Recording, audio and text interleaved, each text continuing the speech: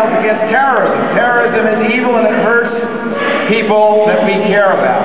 And we need to defend America. But you can't defend America if you think that the only defense America has is great troops, a strong and well-trained military. Part of our defense is having moral authority. Part of our defense is having a higher standard than the folks that are attacking us. And that means we cannot do the same things they do. We can be tough, we can be ruthless in defending America, but what we can't do is things that the Constitution of the United States prohibits, because if we do that, we lose our moral authority. Barack Obama will restore the moral authority of the United States of America so that we can stand tall everywhere we go in the world. We haven't understood that we stand for the things that people talk about all the time but don't deliver on. We stand for real human rights. And human rights means respecting those people who disagree with us, not just the people who agree with us. That we stand for the kind of human rights which makes sure that we take care of our kids here at home, not just those kids elsewhere. That real human rights means that we treat the least among us the way they ought to be treated, including those people who are incarcerated and who need a hand up so they can rejoin society. That real human rights means respecting the rights of women and making sure that the government does not try to tell them what to do in their personal life. That real human rights means not being afraid to stand up against bigotry aimed at gay, lesbian, bisexual, and transgender Americans.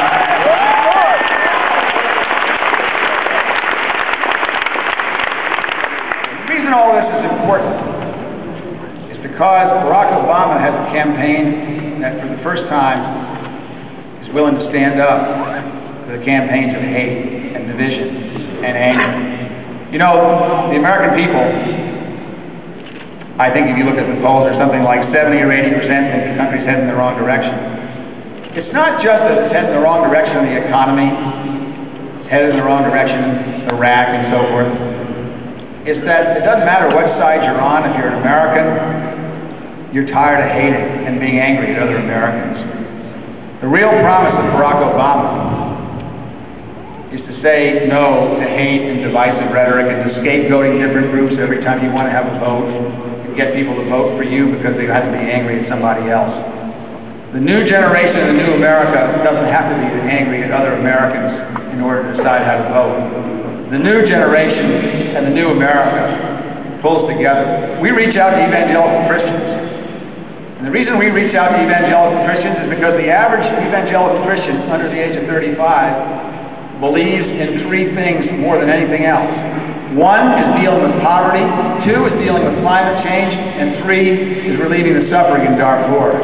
Now that sounds to me like the Democratic Party platform. And why shouldn't we reach out to anybody who's willing to help us alleviate suffering and stand up for the folks that we care about? There is common ground, and that's the thing I admire so much about Senator Obama. There is common ground among all Americans.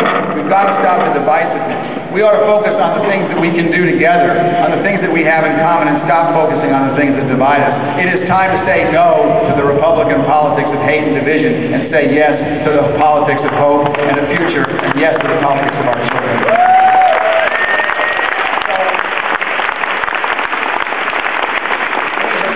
By saying thank you. Many of you remember the campaign from 4 years ago. And I had somebody introduce me this morning at a rally in Brush Park. And they talked about the war in Iraq. The truth is that our campaign didn't get as far as it did because of the war in Iraq. Our campaign got as far as it did because our message was one of personal empowerment, as Glenn said.